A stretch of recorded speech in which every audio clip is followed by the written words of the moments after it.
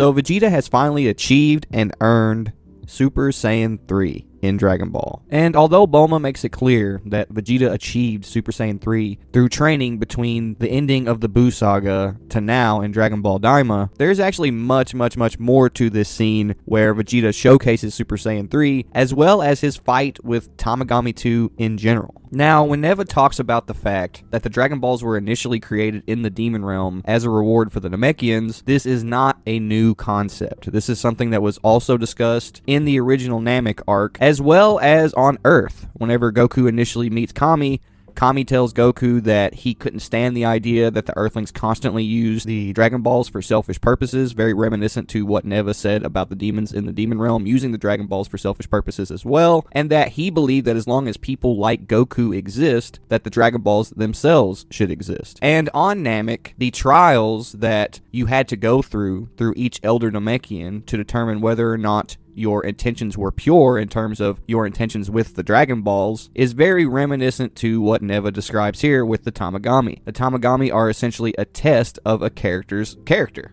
Now, what's very interesting about the environment that this fight is set in is that it's very reminiscent of Planet Namek. And I don't think that that's done by accident. I actually think that they are purposely and blatantly referencing Vegeta's first stab at collecting the Dragon Balls. Now, one of the things that they point out about Vegeta on Namek during his initial run gathering the Dragon Balls, which is essentially supposed to be the opposite of the process that Goku went through to collect the Dragon Balls, rather than Vegeta essentially doing things the way that Goku did, he did everything with selfish intentions like Frieza. Instead of trying to pass the test that the Namekians put forth, he essentially went from village to village and just in cold blood murdered the Namekians and gathered the Dragon Balls along the way. So Vegeta going through a trial similar to what the Namekians go through on Namek and passing it is essentially the series' way of essentially confirming to us and playing on the concept that Vegeta's growth as a character has reached a point to where he would pass the Namekian trials that he originally failed on Planet Namek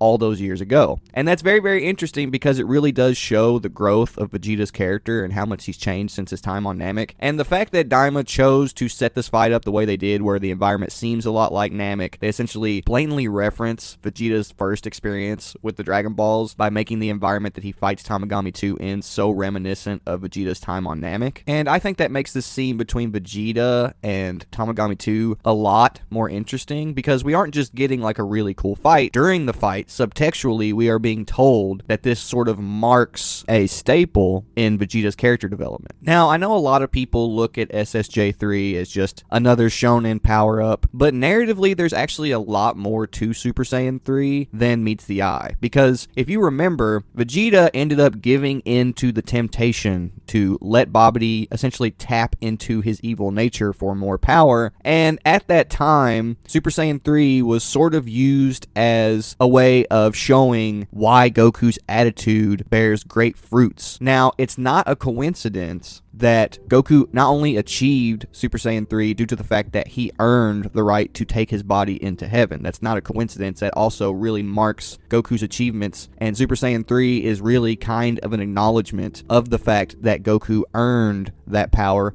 due to the fact that he earned the right to go to heaven and train and essentially take advantage of his dead body and train and power up to the point that he could achieve Super Saiyan 3. It's sort of something that he earned in the sense that had he not practiced things and done things the way he had in the past, he would not have ever earned the right to go to where he did to achieve Super Saiyan 3. And it's used to contrast Vegeta's Majin power-up in that sense. That's the reason that when Vegeta gives his famous Goku is #1 speech, he gives it as he sees Goku fighting Kid Buu in Super Saiyan 3, because at that point, Vegeta is so impressed with the work that Goku's put in, and not just the work that Goku's put in, but the philosophy that Goku practices that led up to Super Saiyan 3. That is essentially the entire reason that when Vegeta gives his speech, he gives it during the time that Goku is fighting Kid Buu in Super Saiyan 3, because Vegeta is not just impressed by the fact that Goku achieved a power like Super Saiyan 3, he's also pointing out to us, the reader,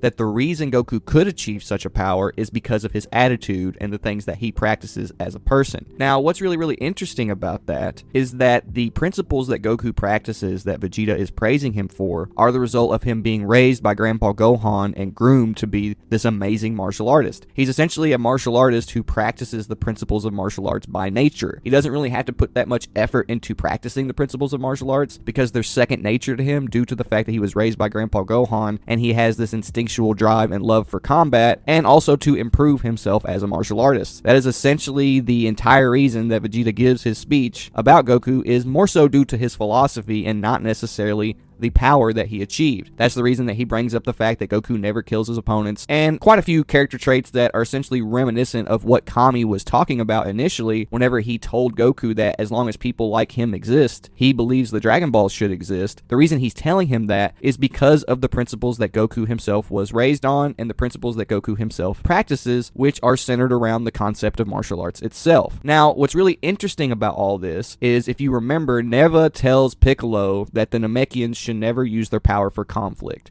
And this is very similar to what Roshi told Goku and Krillin years and years ago. You are supposed to practice the concept of martial arts with pure intentions. And because the Namekians are natural-born magicians, alchemists, and warriors, they essentially are adopting a very martial arts-based principle and mindset and applying that to their use of magic, combat, and alchemy. That's why they don't like to use the Dragon Balls for selfish purposes. That's why you'll see Dende healing people with magic, which is essentially considered white magic, rather than like attacking people with his magic abilities. And that's also why you'll notice that despite the fact that there are warrior Namekians, they go through these trials on planet Namek to test the purity of their intentions, and the entire concept of martial arts centers around practicing basically using violence with pure intentions, not letting your ego dominate your intentions when you use violence, and essentially only using violence for a means of self-defense or self-improvement. Essentially, the Namekians have adopted that mentality and applied it to everything they do, not only their principles as a warrior because they're natural born combatants, but also their use of magic and their use of alchemy. Now, this all makes Vegeta earning Super Saiyan 3 much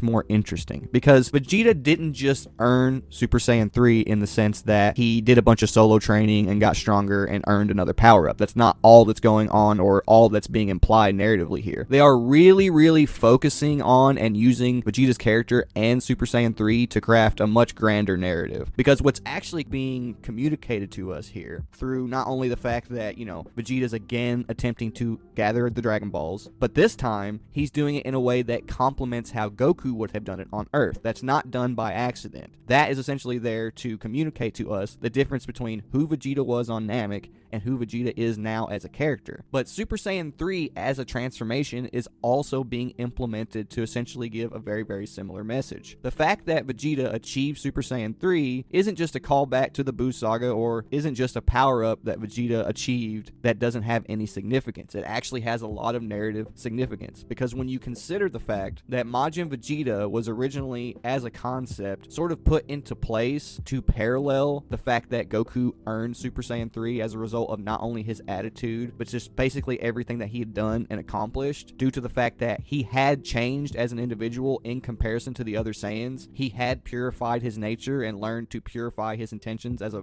violent creature through the principles of martial arts. That all ties to why Vegeta has Super Saiyan 3 here in Daima, because the principles that we see Vegeta practice against Tamagami 2 are essentially exactly the same principles that Vegeta praised Goku for in the Buu Saga, and they are the same principles that Kami himself praised Goku for all the way back in the original Dragon Ball, and it's essentially the same attitude that the Namekians are looking for on their planet when they're dealing with different warrior Nameks who come into essentially request to use the Dragon Balls. The entire reason for that vetting process is to make sure whatever warrior Namek uses them is essentially using them with the principles that the Namekians themselves encourage in mind. So when you consider all the factors and everything that Dragon Ball Daima is referencing in this scene, Vegeta's first hunt for the Dragon Balls, and how his interaction with Tamagami 2 sort of parallels his interactions with the Namekians, not only does he essentially abide by a very strict martial arts warrior code, he also doesn't have any real ill intent towards Tamagami Tamagami 2. He allows Tamagami 2 to just give up, and that's the exact opposite of the sort of principles that Vegeta used to practice prior as a character. Normally, Vegeta was against any form of mercy. Vegeta would not normally, as a character, during his initial introduction, have that form of mercy on somebody like Tamagami 2,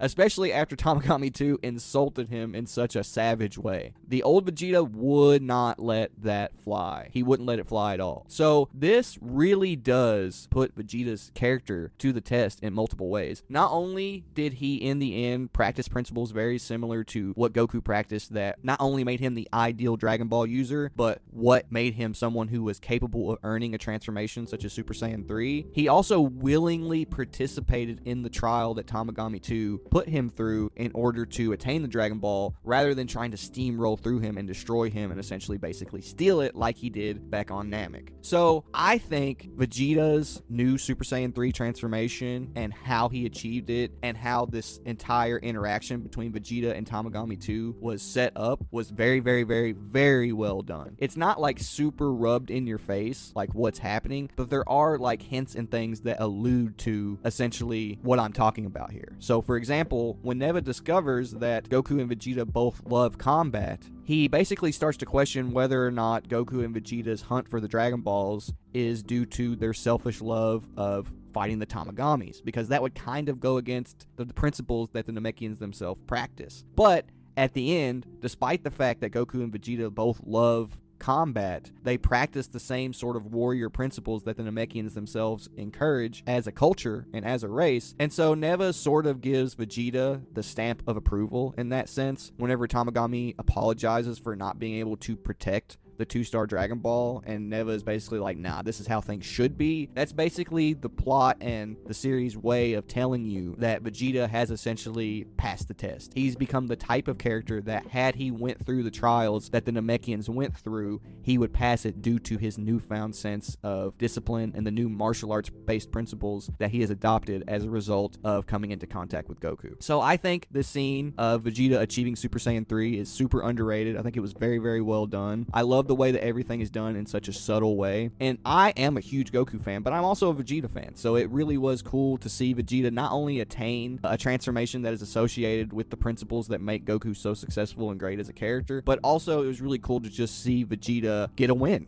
And the fact that that win was associated with the themes and the principles that the series itself encourages, you know, the principles of martial arts, I think that this entire thing was extremely, extremely well done. And I hope that this video helps you appreciate what happened here with Vegeta a little bit more. But anyway, I hope you enjoyed this video. Don't forget to like, comment, and subscribe. It really helps me out. I appreciate you guys so much, and I will see you guys in the next video. Peace.